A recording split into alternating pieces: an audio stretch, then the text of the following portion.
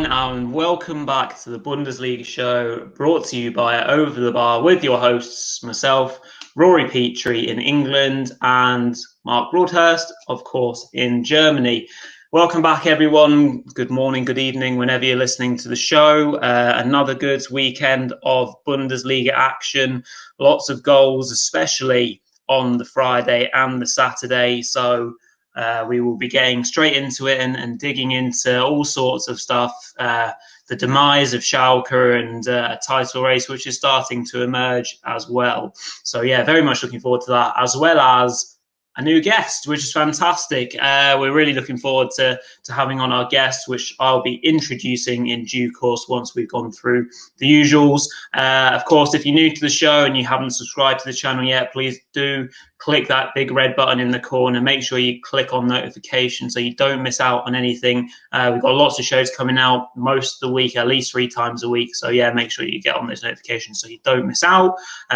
So yeah, without further ado, we'll go on to Mark from Mark's Mystery Anagram to go through last week's answer and this week's, and then we'll be cracking on. So let's start off by obviously looking at last week's Mark's Mystery Anagram, which, as you can see on the bottom of your screens, was Rich Hiker Hole. So that's 3 words, Rich Hiker Hole. So actually we got nobody who got it correct that week, either on the live chat or in the comments. So come on, guys, that's 2 weeks in a row now that nobody's got it right. So come on, we need better from you guys. You know, I think we cursed it a few weeks ago. We said that everyone was getting them right. Then we made them more difficult, and now nobody can get it. So come on. But yeah, I'm going to reveal the answer. So hopefully some of you guys who are listening on the podcast got it correct. And it was Augsburg's excellent manager, Heiko Herrlich. So yeah, come on, guys, you've got to do better next week. So I'm going to reveal the anagram for week 23 now. So let's have a look on the bottom of the screen. As you can see, it's enable oily. Good name. So remember, guys, it has to be a player, a club, or a coach related to the top tier of the Bundesliga system, the first Bundesliga. So it's enable oily. So that's 2 words, E-N-A-B-L-E, enable, O-I-L-Y, oily. So hopefully you guys, someone's going to get it right. Remember to comment in our comment box and also on the live chat when we go live on Monday evening as well. Obviously, make sure that you do connect with us and try and write down your possible answers for the week 23. So that brings an end to the Mark's Mystery Anagram for week 23 of the Bundesliga season.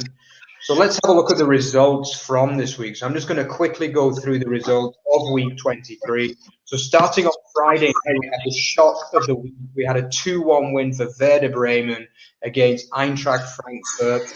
Then moving on to Saturday, we had a 5-1 win for Bayern Munich against FC Koln. We had a comfortable 3-0 win for Borussia Dortmund at home to Arminia Bielefeld. Then we had Stuttgart won 5-1 as well against beleaguered Schalke. I feel like I say that every week. Then Wolfsburg with another clean sheet and another win, 2-0 at home to Hertha Berlin. Then we had RB Leipzig with the game of the week. We predicted it was going to be the game of the week, and it was. It was a 3-2 comeback win for RB Leipzig at home to Borussia Mönchengladbach.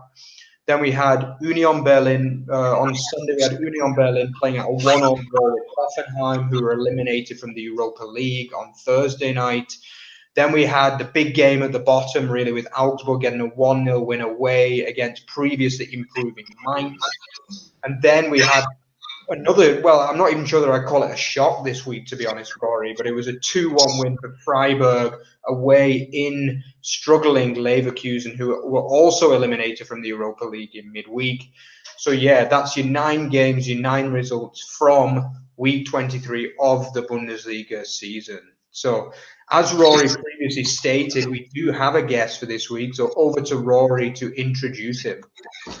Absolutely, yeah. So we're very lucky and very fortunate to be joined by Rune Gjerulff, who is editor-in-chief of bullynews.com. So that is basically a website that is everything that you need to know about the Bundesliga and German football in English. So obviously for all you English-speaking fans, obviously will be watching the show regularly. That is a fantastic website to visit for all your sort of Bundesliga news, gossip, transfer news, anything like that. Rune has got you covered with Bully News. Rune also is on Twitter.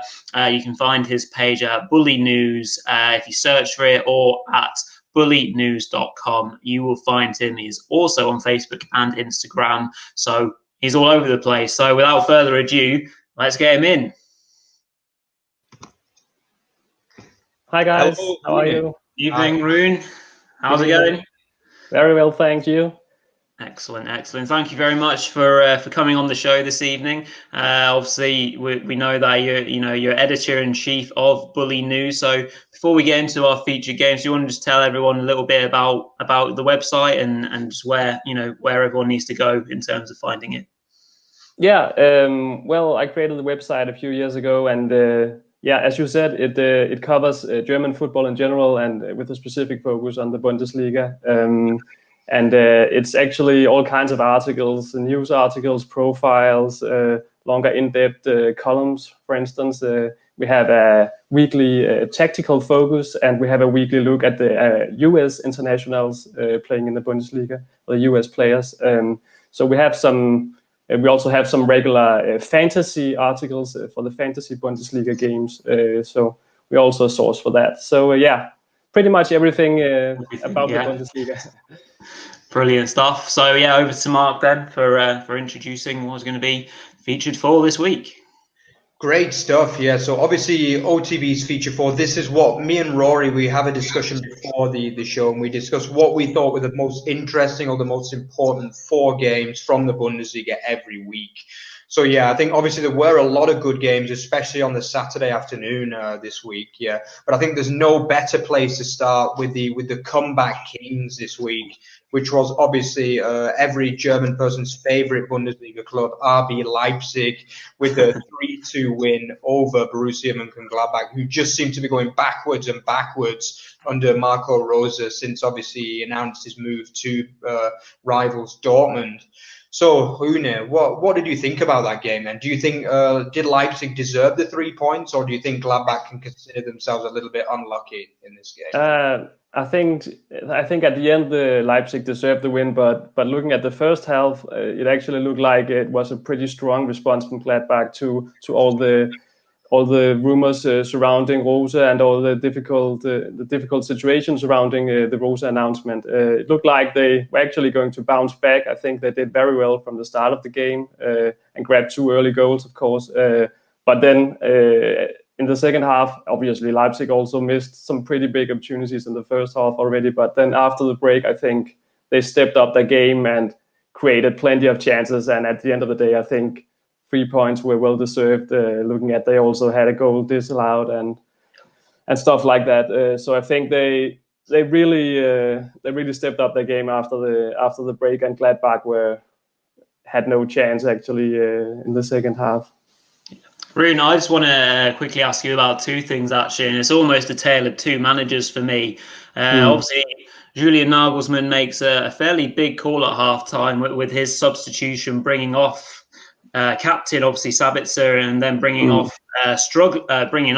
struggling Alexander Sorloth, who's obviously not quite hit his straps in an RB top. Certainly, me and Mark have talked about that plenty. And of course, he made a substitution just before a free kick was taken to bring on Forsberg, and he almost scored directly from that free kick as well.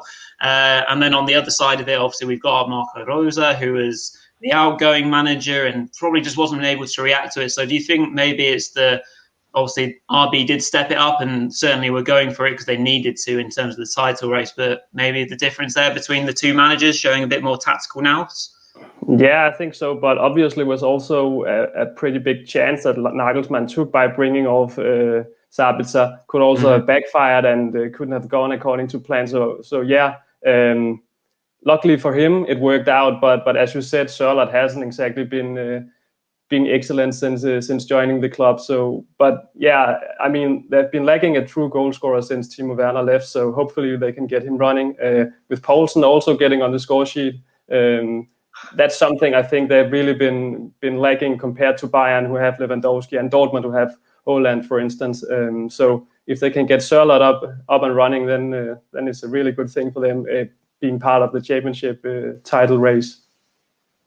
Yeah, I think obviously one of the other things that myself and Rory have mentioned quite a lot over the recent weeks is the fact that sometimes a lot of teams, when the pressure is applied, when they have a chance to kind of challenge Bayern, obviously Bayern didn't win in the previous 2 games. Often teams don't live up to expectation, you know. I mean, obviously we saw Frankfurt lose this week, which we'll talk about a little bit later. But do you think that Leipzig have the mentality to go on and win the Bundesliga? Or do you think this game shows that perhaps when the pressure tells, then they don't quite have it at times, obviously going 2-0 behind in the first half? Yeah, difficult to say, because, yeah, you can look at it that way, that, of course, they shouldn't be conceding 2 goals in the first half, but they also showed that they can actually come back from being 2 goals down at halftime against a team like Gladbach. I think that shows a pretty good mentality, and I also think that it's a good thing for them that they have had some pretty big experiences in recent seasons. I mean, like a few seasons ago, they were all very inexperienced, but now they have been at the Champions League at a very fast stage last season. They've been part of the championship race for a few seasons. Nagelsmann has also been getting more experience. So I think maybe they're growing that mentality. That mentality is growing for many of the players due to the fact that they have been collecting more experience recently. Yeah, and just very quickly touch on the general situation at Gladbach foregoing this game, as it seemed to be a half-decent reaction, actually, obviously, to the City loss in midweek. I mean, from your point of view, Rune, you might be more in the know than perhaps me or Mark with regards to the Marco Rosa situation. Do you think, firstly, that they just need to somehow terminate the contract as is and get something else in place before things really go south? It already looks like they're now struggling for even maybe top 6 the way they're going. And secondly, moving on into next season and so on, obviously there is a good chance that the outgoing manager has players in mind that he would love to take across to his new club in the shape of Dortmund. If that does happen, then obviously we'll be looking at probably a mid-table Gladbach side next season at best, if some of their better players were to leave. So maybe your thoughts on those 2 points. Yeah, it's a real shame for Gladbach, actually, because I think they have done well holding on to their stars for quite a few seasons now and keeping the team together. But I think that because Rose is now leaving, then it's pretty probable that many of the big names could leave as well. Players like Florian Neuhaus, who has been linked with various clubs, not only Bayern, but also clubs from England. A player like Denis Zakaria, out of contract in 22, has also been rumored to be on the move. A player like Nico Elvedi, who was actually in pretty advanced negotiations with Gladbach on a new deal, also on a contract until 22. I'm thinking that maybe the uncertainty surrounding Rose's departure could lead to Elvedi rethinking the situation, reconsidering his future, and perhaps moving to England as well. So I think it's Rose's departure has really destroyed their hopes of like building something. It's like a house of cards falling together. It's certainly the impression you get also when you see how they perform on the pitch. Neuhaus actually did an interview in the past week claiming that the team hasn't been impacted that much by his departure, but when you look at their performances, then it certainly seems like it, and anything else would be kind of strange, I think. So, but the question is, who would they bring in if say they terminated the contract now? I can't really see better alternatives available at the moment. So yeah, that's also a thing they will have to consider. Yeah, absolutely. So let's move on to the next feature game. So obviously Leipzig is still second, 2 points behind Bayern Munich, who picked up a storming 5-1 win over FC Cologne. But the way I saw this game, it wasn't quite as straightforward as the scoreline looks, really. You know, I mean, obviously Bayern went 2-0 up pretty early on, but then Cologne pulled the goal back. Then Bayern got back to 3-1. But then, I mean, to be honest, Cologne, they pretty much missed an open net, really, rolling against the post. I mean, that should have been 3-2.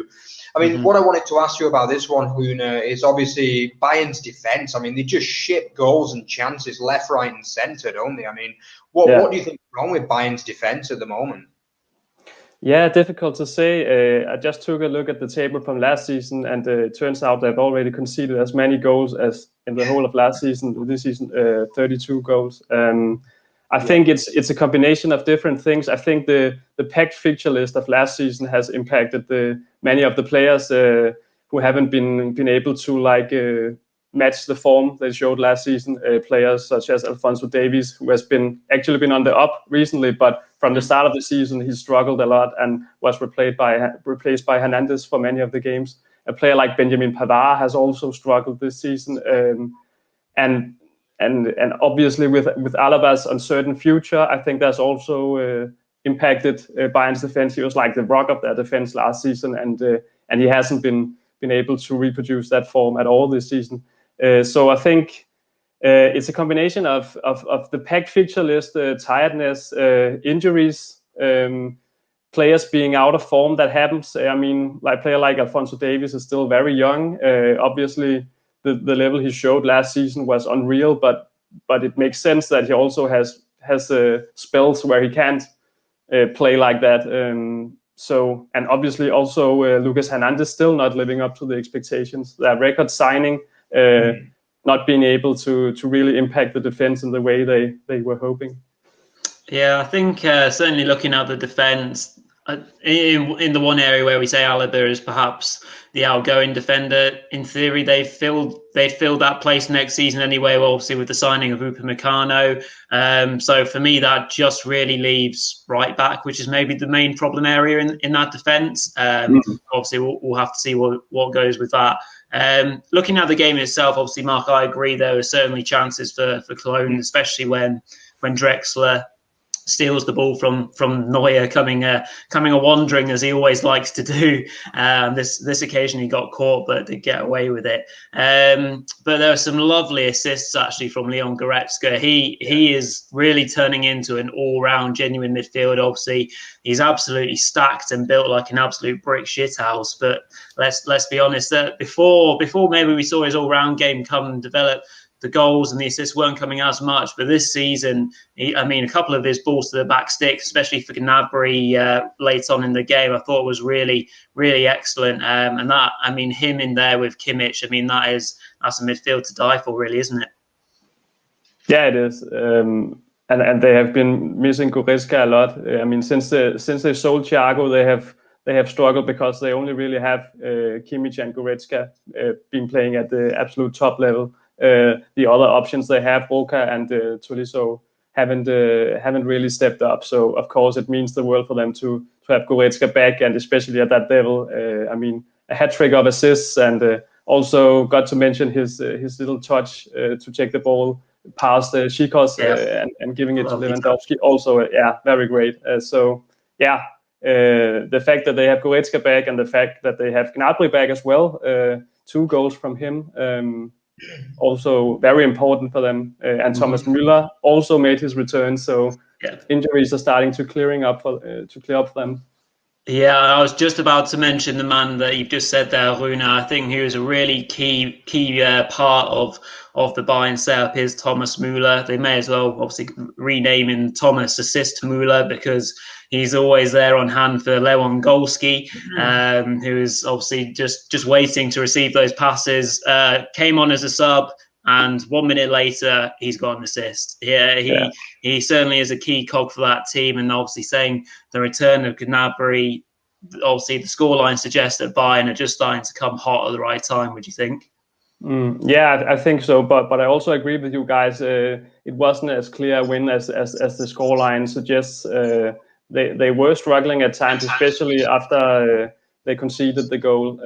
But yeah, obviously it means a lot for them to have some more offensive firepower. And as we talked about with Leipzig before, the mentality at the top of the table. Müller has that mentality. It's not just his assists and goals, it's also the mentality he brings on the pitch, the way he gets his teammates to keep running and to keep pressure at all times is also very important for Bayern. Yeah, and obviously looking towards the other end of the table, FC Cologne, I mean, they kind of put a good little run together, but that's back-to-back defeats for them now, backing up their defeat against Stuttgart last week. I mean, the way I see it with Cologne, they have tried to strengthen the squad. You know, they brought in Andre Duda, they brought in Emmanuel Dennis and Max Meyer, obviously from Crystal Palace. I mean, there is some quality in that side, Rune, but do you think there's enough in there to keep them in the division, or do you think they're going to get relegated this year? Difficult to say. Yeah, I agree with you. They managed to bring in some real quality. What they have been missing this season is a real goal scorer, I think. The fact that Anderson got injured hurt them pretty bad. And Duda is a great player, and they've played him up front, but he isn't like a real true goal scorer. So hopefully for them, Dennis can step up and score the goals they've been lacking, because they have some real quality and also some really exciting young talent. So if they can manage to stay in the division, then they can build on that talent in the future. They are surely part of the relegation race, I'd say, but there are other teams there as well. So it all depends on how they cope with the upcoming fixtures. Yeah, absolutely. So let's move on to our third feature game, which was another 5-1 home win, actually. But no surprises this time that the opponents were indeed Schalke. I mean, it's not the first time they've lost by 4 goals this season, is it? So, yeah, I mean, obviously it's another battering for them. But I would say this was a similar game, actually, to the last one. I mean, it was 5-1, but Schalke had a lot of chances. Obviously, they missed the penalty through Bentaleb. They hit the bar a couple of times as well. So, yeah, I mean, it wasn't the worst performance you're ever going to see from Schalke. But, I mean, yeah, myself and Rory are big fans of Stuttgart, Rune, and we really enjoyed the way they played football this season. I think both of us had them down as relegation favourites at the start of the season. We thought they were going to be like bottom 4, bottom 5 anyway. But, I mean, for me, they've been fantastic this season. And I just want to know what you think about them. And did you enjoy this performance from them? And do you think they are as good as what we think they are? Yeah, I think obviously they're a bit inconsistent, but they're a very exciting team to watch, and I think they can score goals against anyone actually.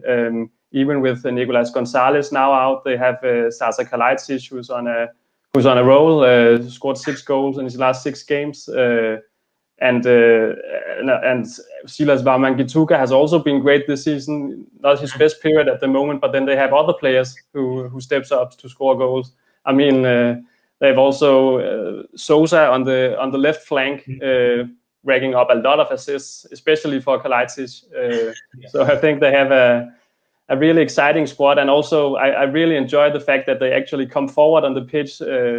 Like when you see a promoted team, you often see them stand back and play defensive football, but Stuttgart are actually a really entertaining side to watch, and it all seems to work for them, which is a great thing. So I understand why they have made a positive impact on you guys.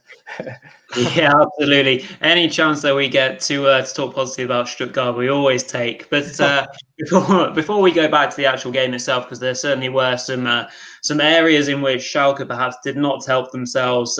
Case in point, the 2 Endo goals, which are obviously just two set pieces. Obviously, you mentioned Bjorn Sousa. His set pieces are obviously fantastic, especially going to Kalajdzic most of the time.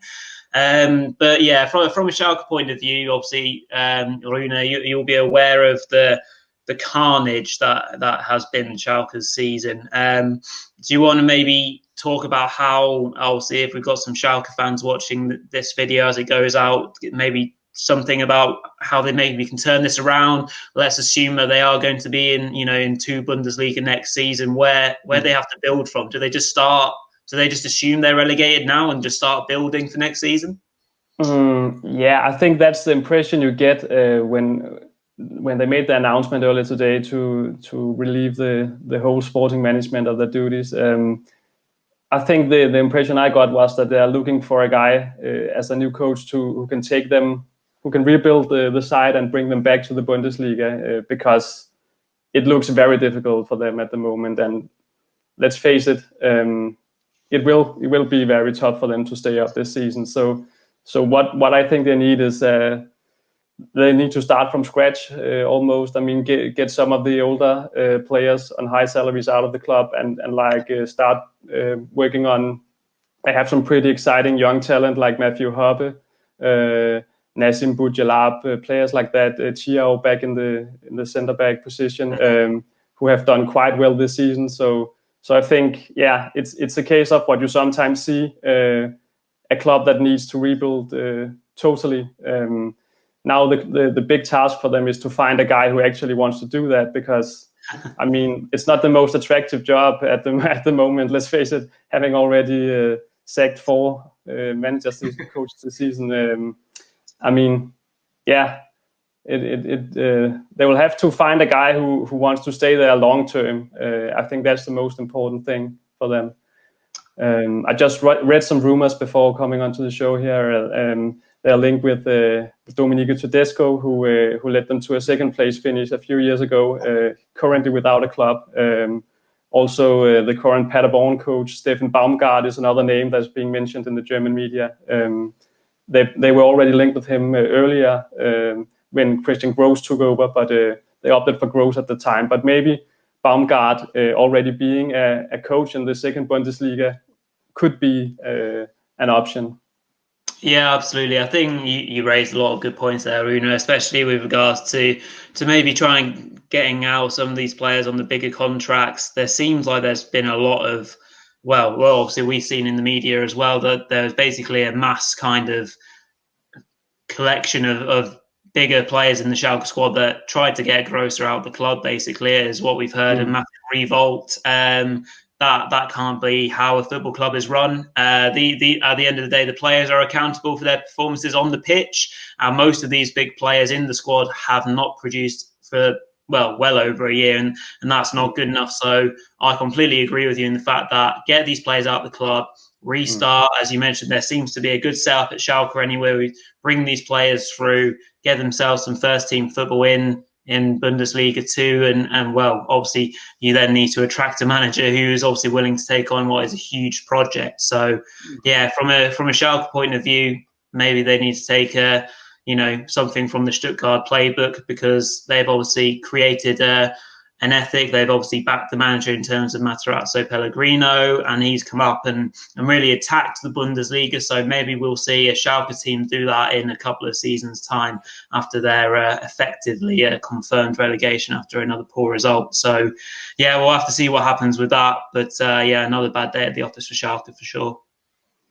Yeah, I think for me, I just don't understand how they managed to get into this position, really. A club like Schalke, I mean, we're not talking about, with all due respect, Freiburg or Augsburg here. Do you know what I mean? We're talking about Schalke. I mean, this is one of the biggest clubs in Europe. I mean, yeah, you could even say one of the biggest clubs in Europe, really, if you look at the size of regular attendances. I mean, they could easily sell an extra 10 or 20,000 every week on top of the crowds they already get, And I mean, it's just not good enough, really, as far as I'm concerned. It's just from top to bottom, it's just not good enough, really. And they've really got to I agree with what you guys have said. They've got to basically get most of those players out of the club, maybe keep a few of the younger guys who've shown a bit of positive attitude, and the rest of the team's just got to be sold, and they've got to try and go again in the second Bundesliga. But it's not going to be easy, because obviously we got Hamburg. They're in their third season in the second division now. And it's not easy to get promoted at that level, because it's I think it's one of the most even leagues in the world, to be honest. If you look at it every year, it's just a few points separating the top teams, So yeah, it's going to be interesting to see how it goes for them over the next year or so. That's for sure. Okay, so let's move on to the final, the final featured 4 game this week, which was indeed Werder Bremen versus Frankfurt. I mean, Frankfurt, we've been talking about for so long how fantastic they've been, culminating in last week's brilliant 2-1 win over Bayern. Myself and Rory, we were saying how they could even mount a title push and perhaps push Bayern towards that title, but obviously they took the lead early on through the returning Andre Silva in this game. But what happened in the second half there, Rune? Yeah, difficult to say. I think they were kind of bullied by Werder, actually. They really showed up and played some physical football, and they weren't afraid to pick up a few yellow cards to like take control of the game. I think that worked for them. After the game, Adi Hütter said that his team fell into Werder's trap, and I think that was pretty accurate actually. Because as you said, Frankfurt started very well, and Werder was struggling a lot, but I think that game plan worked. I mean, like they had a very physical approach, and Frankfurt struggled to cope with that. I think that worked for Werder, but very surprising for everyone, I think, looking at Frankfurt's performance against Bayern. But then again, this was a completely different game with a team that had a completely different approach, and maybe they're just better at facing other types of opponents. Yeah, it's interesting. Certainly, maybe the favourites tag wouldn't have suited Frankfurt as much as maybe, despite their amazing form, and like you said, maybe they gave a lot in the Bayern win. Let's be honest, it would have taken it out of them. Despite them not playing European football, I'm sure they obviously then having to back it up and go on Friday. But I just want to touch on a few incidents from the actual game itself, Rune, and to be honest, looking at the VAR decisions, because there were some very, very tight ones, obviously, with regards to, well, the 3 Werder goals that were scored. Obviously, one of them was chalked off, and then obviously 2 of them did count. And I've been very positive, actually, about VAR in the Bundesliga and how it's actually employed. I think there's a lot of smart decisions and clear thinking. But for this particular game, it felt like there was a bit of guesswork going on. Did you catch the offside goals, and what did you think of those decisions if you did see them? Yeah, I mean that's always. I think there've been a few dubious cases, and this was one of them. I mean, sometimes it's. I mean, it can be very difficult to see where it's the right call or not. I think, and I think there were some decisions you could discuss in this game, but that's just how it is sometimes with VAR, as you have seen in other leagues as well. Yeah, absolutely agree. And just from a Frankfurt point of view, do you think it's just a blip in the road? Do you expect them to react? Obviously, we'll be doing our prediction show for Matchday 24 in due course. Do you think that they'll just be able to recover and go strongly still for a top 4 finish? Yeah, difficult to say. I mean, it will be really interesting to see how they will cope with this result, because they were really on the roll, and then they need to show that mentality we were talking about earlier to rise from this. Coming off the magnificent Bayern win, they will need to show the right attitude to bounce back. So time will tell, but obviously they've shown that they can beat anyone, and they've played some amazing football. So it's all about just finding that again. Yeah, absolutely. And I just wanted to finish this match by just discussing Werder a little bit.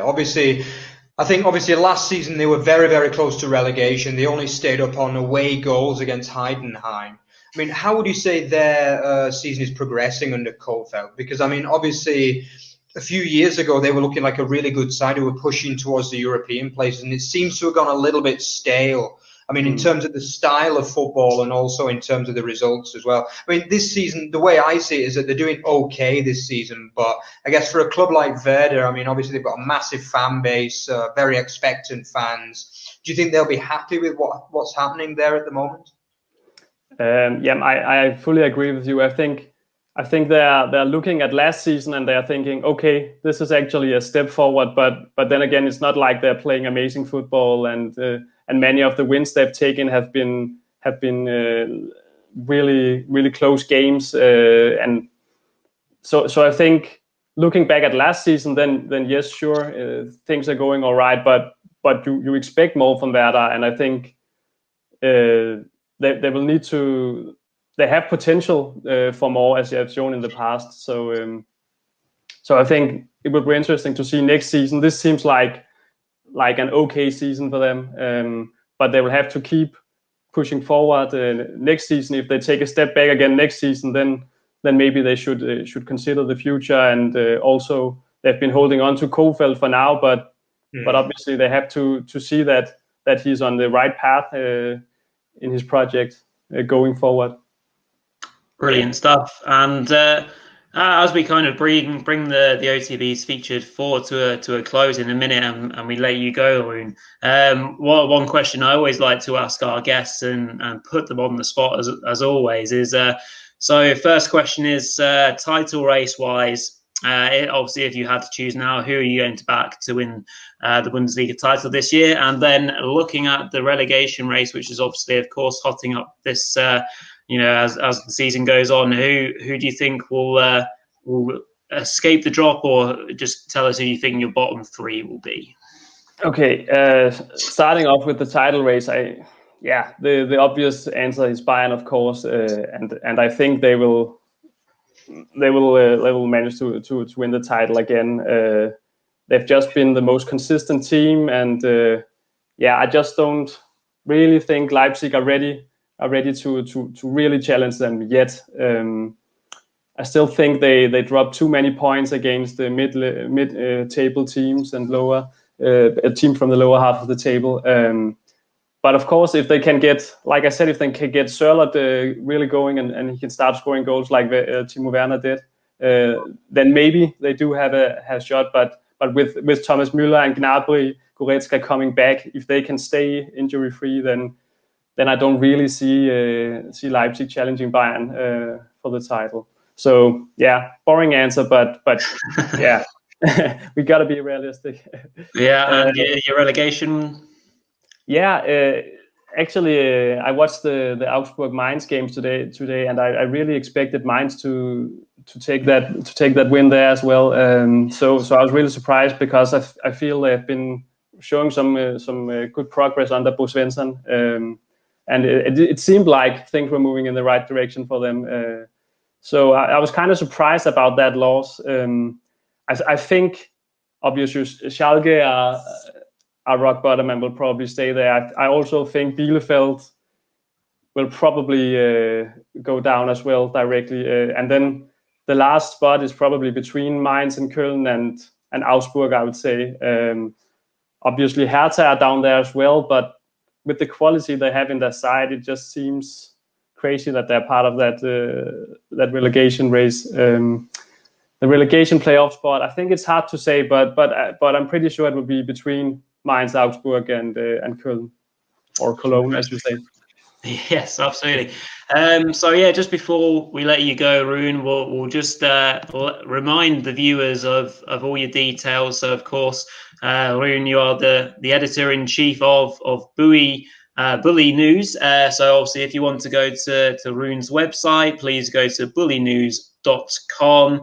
So that is for everything, quite literally everything about the Bundesliga and German football in English. So go check out the website and go give Rune a follow on Twitter. Just search for Bully News or type in bulinews.com and you will find him on there, and you'll be able to keep in touch with all the things that are going on inside the Bundesliga. So Rune, it's been absolutely fabulous having you on the show. Really appreciate your time, and we look forward to having you on in the near future.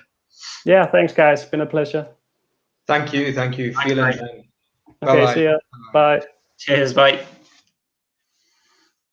Okay, so let's continue by just rounding up quite quickly the last 5 games of the weekend. So yeah, still some interesting results in there. Obviously, I think no better place to start than with obviously 3rd place now, Wolfsburg's comfortable 2-0 win over Hertha. Again, this was another of those games where I think the result doesn't really tell the whole story, really. I mean, especially in the second half, Hertha Berlin had a lot of chances there. Piotek hitting the post, and they had an overturned penalty as well, which they would be a little bit disappointed with. It was probably the correct decision, but a few years ago that would have been a penalty, before VAR.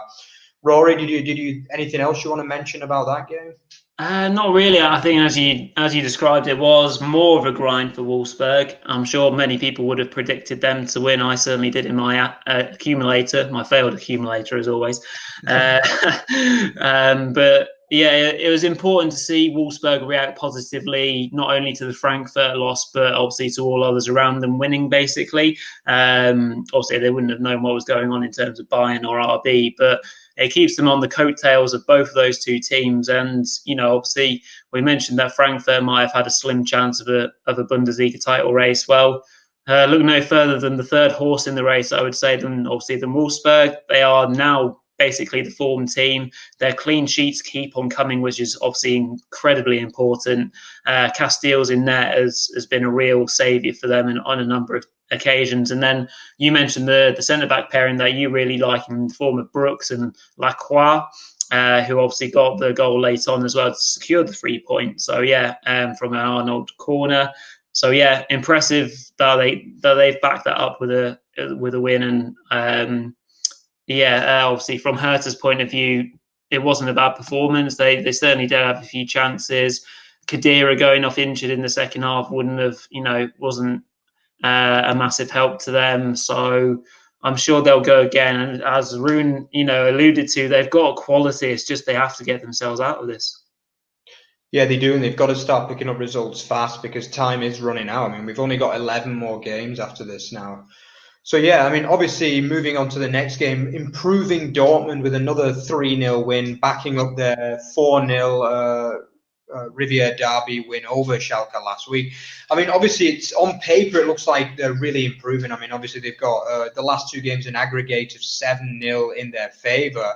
But, I mean, when you consider the games that they played, I mean, you have got to question a little bit. I mean, obviously, for me, the game against Bayern next week is going to say whether they really have improved over these 2 games. I think, obviously, the other key point is the continued improvement of Sancho, with a goal and an assist. Obviously, the goal coming from a penalty, but still. And it's actually his 50th assist in 95 Bundesliga games as well. So, I mean, that's just incredible statistics, really. Right. I think this has probably been his weakest season. I think he probably admits it himself, but he is, I think since Christmas, he's starting to come back to his old form. And he's starting to play a lot better, Rory. Yeah, the return of Sancho, 100%. I think he was fantastic in this game, actually. The real catalyst for attacking moves. Always finds his man in the shape of Haaland. He's always looking for him on the move, and more often than not, he finds him, which obviously creates panic in defensive shapes. The only one thing maybe from this game is that they could have been punished from not taking their chances in the first half when Cordova goes through on goal. Yeah. If he's clinical there, they go in 1-0 down, and then maybe the panic sets in. So yeah, so they'll want to make sure that they're very clinical in terms of how they train and prepare for obviously the Klassiker next weekend, of course, which is going to be huge. And as you said, will be a real test of how far they've come in terms of their improvement in recent weeks.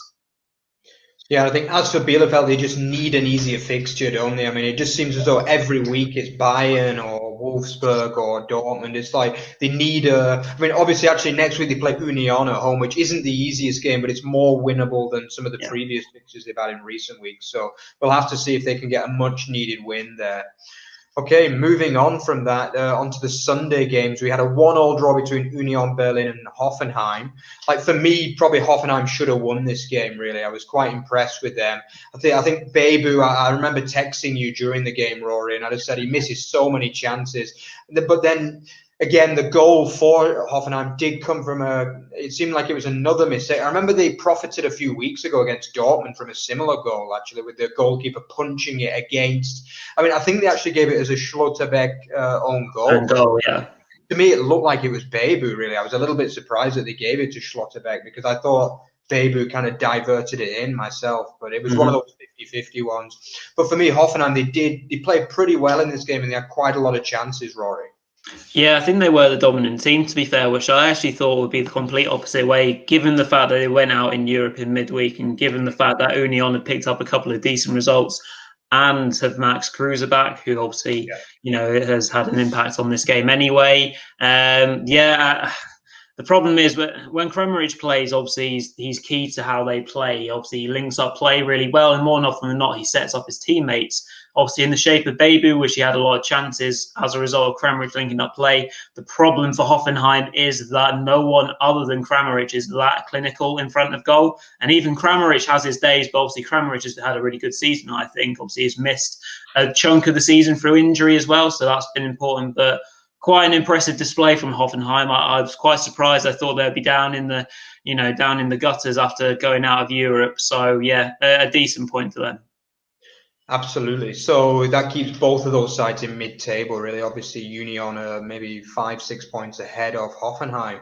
So another big shock, actually. Well, I say it's a shock, but actually, given the recent form of the sides and the way that things have gone since Christmas, perhaps the Freiburg's 2-1 win over Leverkusen is not such a surprise. But I mean, it just seems as though Leverkusen's season is going from bad to worse to shocking, really, at the moment. You know, I mean, obviously, Leverkusen were top of the league until the week before Christmas, when they obviously lost. We've talked about that game a lot as the turning point, really, the game against Bayern.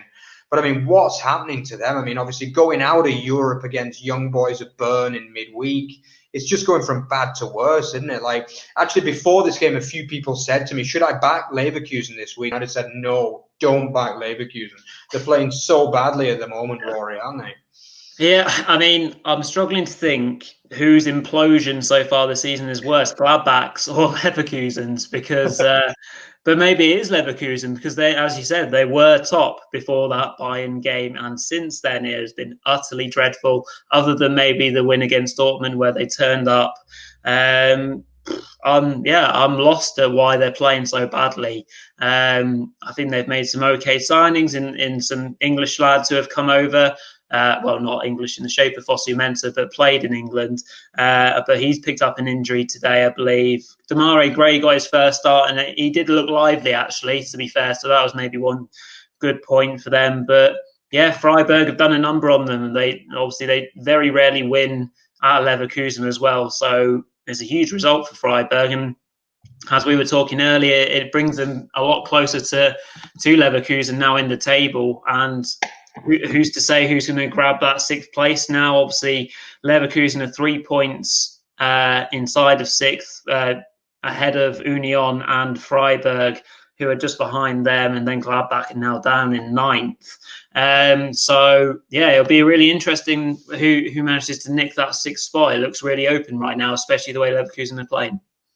Yeah, I mean, even Stuttgart at the moment, you know, if they can beat Gladbach next week, then they're right. Sorry, they play Eintracht. Sorry, they play Eintracht. If they can win that game, then they're right back in the European places as well. So, I mean, if they can continue, they're not out of the race of getting sixth or getting that sixth spot.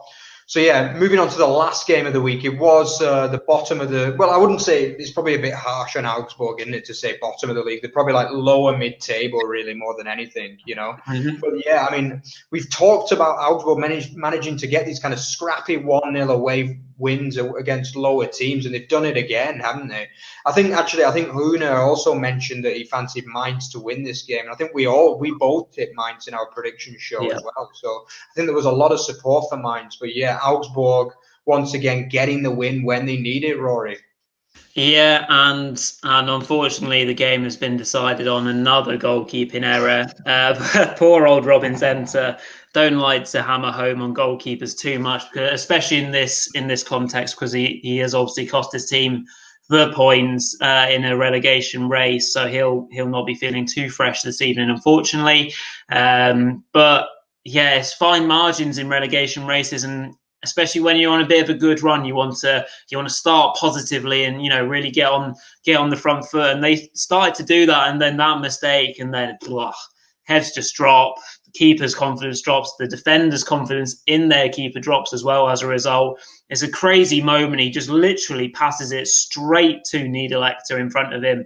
He's obviously trying to play it to the man just to the side of him, which keepers often do, trying to break the lines for this passing from the back, tiki-taka stuff that we often see teams in the relegation zone playing. Like, what are they doing? You can't play tiki-taka if you're in the relegation zone. So, yeah, it's a bit of a mad moment. Unfortunately, it's cost his team. Yeah, and Augsburg picking up the win like they always seem to in just good timing. But I wouldn't discount Mainz. I think they're still well within a shout of getting out of trouble. Yeah, it's funny you should mention that playing out from the back, actually, because I watch a lot of football, and I just can't believe the tactics sometimes. I mean, we saw Gladbach doing it against Man City as well in midweek. I can't see how it can help a team like Gladbach when they're playing Man City. Do you know what I mean? Yeah. And it's just like, come on, just boot it long, guys. You've got some big guys up top, And it's like, I know that everyone wants to play this beautiful football, but as you say, when you're in that bottom 4 or 5, you're not good enough to do that at the end of the day for most of them. know what I mean? And it's just, you've got to use a bit of tactical nous as well. There's more than one way to play football, you know. It might be easy coming from England, you know, like the land of hoofball, as they call it. And it's, but you know what I mean? It's just, it just seems like madness to me when you see some of these lower teams playing out from the back against top teams, you know. It's madness. But yeah. Okay, so that's pretty much the end of our roundup of the 9 fixtures. So let's go on to the hero and zero of the week. So as you know, for our regular watchers, we do a hero and zero of the week. Who impressed us the most, who had the biggest impact, and who messed up big time. So over to Rory for the hero. Yeah, very quickly then, the hero goes to the player that we have given quite a lot of pelters to actually in recent weeks, and certainly for his impact on, or lack of impact on the team. But yeah, Alexander Sorloth, for his impacts coming off the bench, coming on for your captain at half-time to get an assist and then a last-minute winner. Yeah, fair play to him. It was a really good performance actually for him. He kind of drifted out to the left a lot, but then was in the right area at the right time to get that headed goal. So yeah, well done to Alexander Sorloth. Let's see how he goes from here on in. Maybe that's the start of his RB career.